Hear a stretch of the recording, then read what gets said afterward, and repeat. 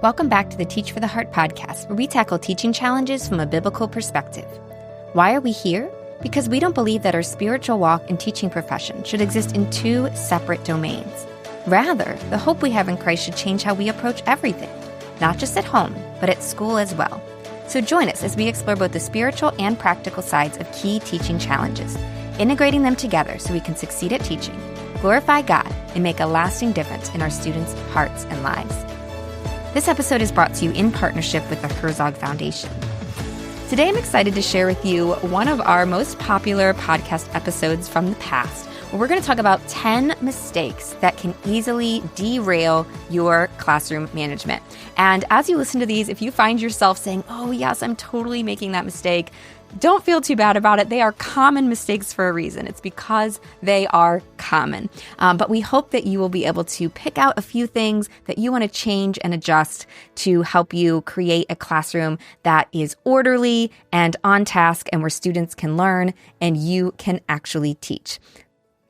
All right, let's dive in. 10 classroom management mistakes that just might be derailing your ability to teach effectively. So number one, choosing between being kind and strict.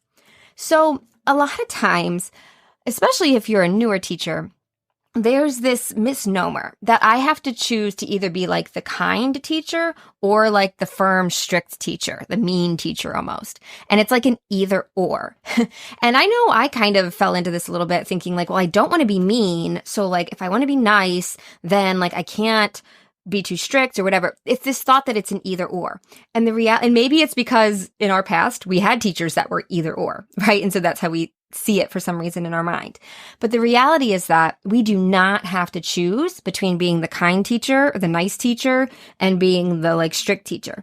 We really need to be both. And success is going to be most found when we are both simultaneously. When we're not mean, we're always kind and nice and personable, and our students know we care about them and we're understanding of them and their situation and their background. But at the exact same time, we're not a pushover. We do not just let things go. We hold students accountable. So doing both together is magical, and it is exactly where we need to be. So number one mistake, choosing between being kind and strict. Don't do that. Strive to be both. Number two, letting little things go. Oh my goodness, I've made so many of these mistakes, by the way, but this is one of the biggest ones. And this is particularly dangerous at the beginning of the year. So something to keep in mind for next year, but when you start out the year, especially, if you are letting those little things go, it looks like this. I remember thinking, oh, their head's down, it's no big deal, or they're just talking a little bit, it's no big deal, or, they're not really following my procedure that I just told them to do, but it's not a big deal.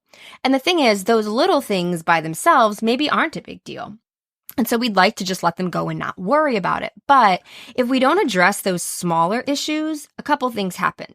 Number one, human nature is to push boundaries. So students are pushing those boundaries. And if we don't kind of hold the boundary, then the boundary just keeps getting pushed.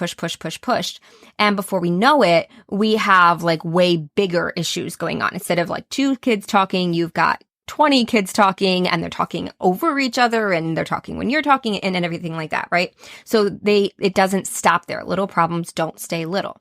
Another issue with this too is that not only do little problems don't stay little because students like to push boundaries, but also because there's an intangible thing going on here, and that is when we let little things go, we're kind of telling students without outright telling them, our actions are telling them that we don't really mean what we say. And even though we've said this is what we're going to do, you don't actually have to. And that intangible message really can have students take advantage of you, and the problems can spread to bigger and bigger things. So number two, don't let little things go. Letting little things go is a huge mistake. Rather, they need to be addressed while they're still small, kind of that'll nip them in the bud before they become bigger issues. Mistake number three, expecting good procedures to just happen. I think sometimes, especially when we're first starting out teaching, or if we just haven't done it for long, we realize that we don't realize how important procedures are and how much work and effort has to go into creating good procedures. We really need to think through every single aspect of our classroom and think, how will this run smoothly? Not only that, though, is we actually have to teach our students our procedures. It's not enough to just say, okay, this is how we do it. You really have to go way deeper than this. I teach a 4-part system for teaching procedures, and I actually teach it in that free training at teachfortheheart.com/training. But real quick, the way I recommend teaching procedures is, number 1, you explain the procedure model if needed. Number 2, you practice it with them. Number 3, you correct what didn't go right, and then you redo it if needed. Together, that is really, really magical. But the point is, you got to spend a lot of time and effort on procedures. And if you want to know more about that, like I said, the free training goes into more detail about how we can teach procedures so that students actually follow them. All right, let's review. Number 1, mistake, choosing between being kind and strict. Number 2, letting little things go. Number 3, expecting good procedures to just happen. Number 4, not having clear expectations. Okay, when you think about your classroom, are your expectations clear? And you might think, yeah, of course they are.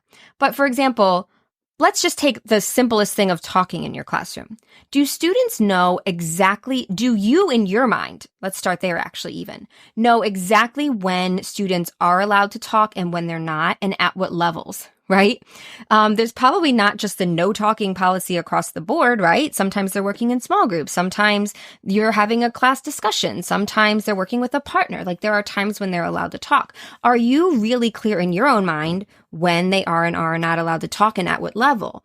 Are they clear then? So this expectations start in our own mind. Am I clear exactly what I expect? And then they go to students. Do my students understand exactly what's expected of them? A lot of times we might think our expectations are clear, but they're not. Talking was just one example, right?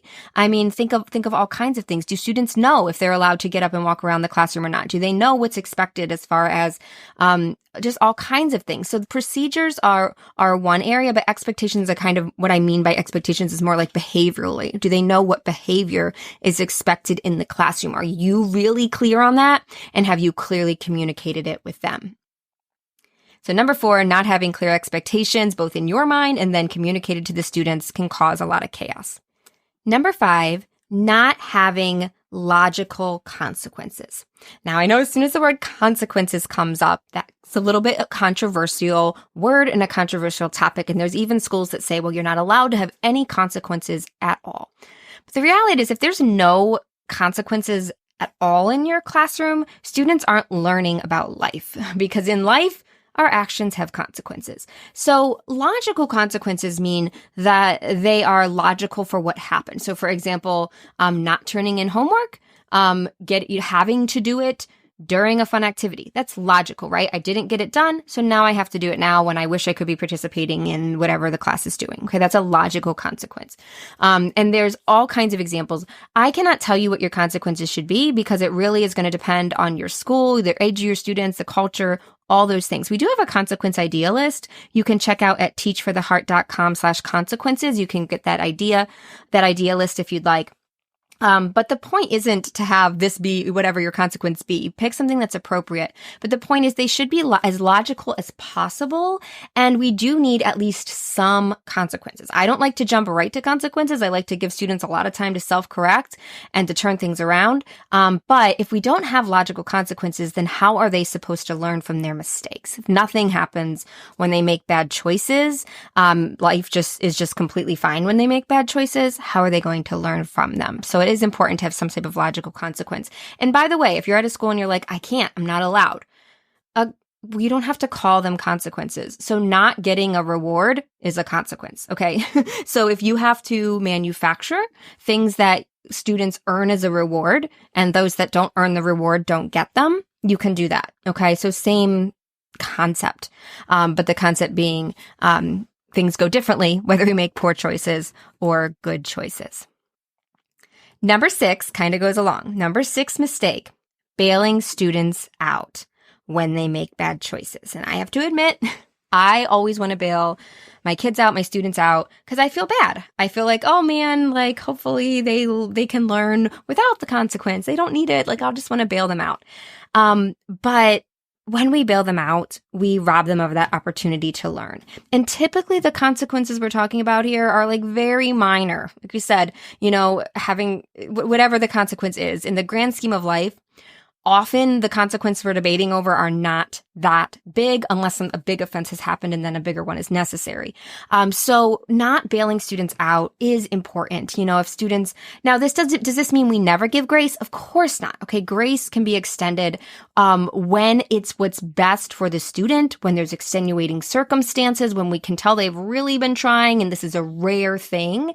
But we shouldn't be like perpetually bailing students out of their poor choices. They need to understand that cause and effect and experience that. So we're tempted to bail them out, but when we do, we rob them of the learning experience to learn, okay, this was not a good choice. I need to make a better one next time. This episode is brought to you in partnership with the Herzog Foundation, and we want to in particular recommend Herzog's trainings for Christian school administrators and teachers. They have so many amazing free trainings, many of which are online and others that are in person. The great thing is that they're all completely free, and the in-person events even include free lodging. So you definitely want to check out their full catalog of upcoming trainings and events. You'll even find some on there that we at Teach for the Heart are doing together with Herzog. So check them all out at herzogfoundation.com and click events at the top of their page. Now back to our program. Number 7 mistake, not building relationships with our students. I doubt many of you are making this mistake because you're here and you're listening, so you clearly care about your students. But I did want to just put this on here. Obviously, it would be a big mistake to not simultaneously be focusing on building relationships with your students. Classroom management isn't just procedures and expectations and consequences. It is also heavily relationship-based. And so don't feel like these are in tension with one another. Like, oh, I have to, when I enforce consequences, that's like takes away from the relationship, and then I have no, like good relationships. They build onto each other. Good relationships with your student will help your classroom management. And honestly, good classroom management should help your relationships if you're doing right. Because think about it. You're not going to have great relationships with your student if your classroom is out of control and it's chaotic and it's like a disaster. Okay. That goes back to the mistake number 1. This is not a choice between being kind and firm. Gotta be both, right? So anyhow, back to what we were talking about though, is building relationships is really important. We could do an entire podcast episode just on that, and we have, but just working on building relationships with your students is key. So don't neglect that. Some just really simple things is just talking to students one-on-one about things, just making comments, noticing things about them, showing that you care about them beyond school. And there's so many things you can do to build relationships, but don't neglect that. That is a key piece. And invest maybe even more in the students that are most challenging. By investing in them more, then those relationships are probably most important. Maybe not most important. All relationships are important, and good kids need relationships with their teachers too. But definitely, I guess the students that are struggling behaviorally probably need more effort from you in order to be able to build a relationship with them. Number 8 mistake. Focusing only on negative behavior. And this can happen sometimes when we, create our plan, like, okay, this is how I'm going to deal with all these behaviors. But then we can forget to encourage and praise the positive behavior in our classroom. And obviously we don't want to do that. We absolutely want to be encouraging positive behavior, recognizing when students are doing well, and spend a lot of effort on that too. So remember, there's 2 sides of that coin. I do believe it's important to deal with issues, but we also want to be really encouraging to our students. We want to recognize when things are going well and lean on that side too. So don't forget, don't neglect that positive reinforcement and the encouragement you can give students by noticing their effort, noticing when they're improving, noticing when they're doing well, and telling them so. All right, number 9, worrying about what students do. Okay, you might be like, wait a second, I thought that's what this entire episode was about. Here's what I mean. We can't actually control what our students do. We are not them, okay? So if we are worried about what our students are going to do, that is wasted energy, okay? We cannot directly control students' behavior. A student in your classroom could do something crazy tomorrow. You can't control that. Now, there's a lot you can do to prevent things. That's what we're talking about, right? But at the bottom line, end of the day, we can't control our students because we're not them. So we shouldn't be worried about what students do. Rather, we should focus our energy on what we can do as the teacher. So all these things we're talking about where we can create an environment where the students are encouraged to make good choices, where things run smoothly, all of that. So a lot of preventative things we can do to help students make good choices and to kind of prevent a lot of issues in the first place. And then when issues do come up, we control how we respond to the students. So what I'm saying here, this is really a mindset shift, but I think it's a powerful one to not get discouraged in your classroom management. Because if you're always worrying about what your students are going to do or not do, and you're judging your classroom management based on how well the students are responding, that can be really discouraging, especially if you just have a really tough class, which that happens sometimes. Or if you're kind of early in your teaching journey and you're still working on your skills, but they're not all the way developed yet, and you're getting better, but your students aren't completely where you want them to be. If you're focusing and just so worried about whether or not students are always doing what they should, you're going to get really discouraged. But if you focus your energy instead on, okay, I, as the teacher, what strategies am I using to prevent issues? And then how am I responding consistently and lovingly when student issues do arise? That is going to be a much more beneficial focus of your mental energy, right? And your passion is on, am I getting better? Am I improving? Am I doing what I can? And knowing and believing that if you keep working on those things, the student's behavior will improve in time, or you'll get through that hard class and get onto an easier one, or whatever it is. I think that's just really important to keep us from getting discouraged. Hopefully that makes sense. If you have questions, we'd love to talk about it. You can hop over in our Facebook group. We can chat about it. Our Facebook group is at teachfortheheart.com/Facebook. All right, let me review. 9 mistakes so far. We got one left. Number 1, choosing between being kind and strict. Number 2, letting little things go. Number 3, expecting good procedures to just happen. Number 4, not having clear expectations of student behavior. Number 5, not using logical consequences. Number 6, bailing students out when they make bad choices. Number 7, not building relationships with your students. Number 8, focusing only on the negative. Number 9, worrying about what students do rather than on your response and what you can control. And then number 10, not having a plan. This was another one of my really huge mistakes. I don't really know what I was thinking. I had been warned by some of my professors, but I showed up into my classroom and I had a plan for my lessons. I did plan out a lot of my procedures. That was good, but I had no plan for what I was going to do when students misbehaved beyond just giving them the teacher look. And I will tell you, just the teacher look by itself does not work too well if there's nothing backing it up and nothing else ever happens except the look. I learned the hard way. That does not work. I did not have a plan, and part of that's because I just didn't know what my plan should be. Part of it was just the ignorance of thinking maybe, I don't know if I didn't think I needed one or if I just thought, I'll just make it work. But not having a plan, it doesn't work well unless you already have the experience and skill not to need a plan, right? If you're like a master chef, you don't need a recipe. But if you're a beginner, you need a recipe. And that's kind of how this is. If you're struggling or just starting out, having a plan, having a recipe is so, so beneficial. Planning ahead of time. What we just talked about, your responses. What are the things I'm going to do to prevent issues? And then this is the part that I was really missing.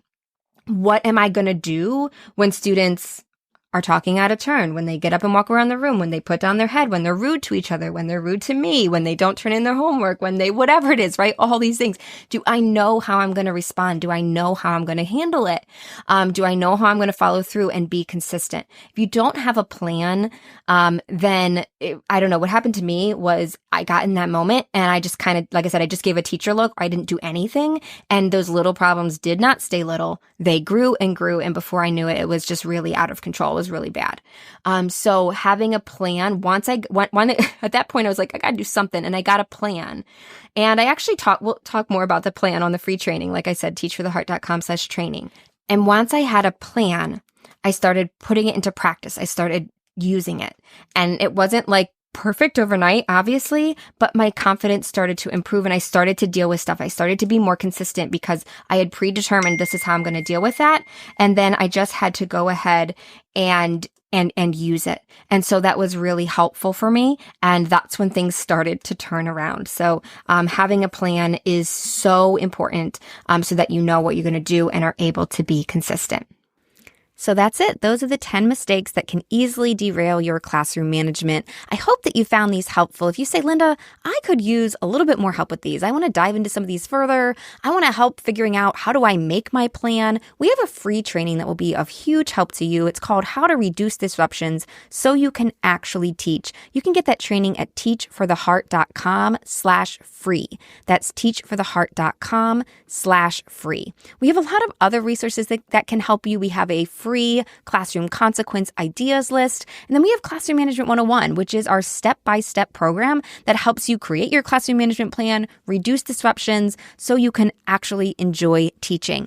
So you can find out information about all these programs, all these resources at the blog post that goes with this article. You can get that at teachfortheheart.com/329. That's teachfortheheart.com/329. Well, thank you guys so much for being with us. I really appreciate it. And if you did enjoy this episode, please do subscribe to the podcast, share the episode with a fellow teacher that will enjoy it as well. That's a huge help and a benefit to us and helps us reach more teachers with this advice and biblical encouragement. We want to thank Herzog Foundation. This episode has been brought to you in partnership with them. All views and opinions are our own and don't necessarily reflect those of the Herzog Foundation. We look forward to being with you again soon. In the meantime, teacher, remember, God is at work in you and through you, and He's using you to make a difference. Keep your eyes on Him and teach for the heart.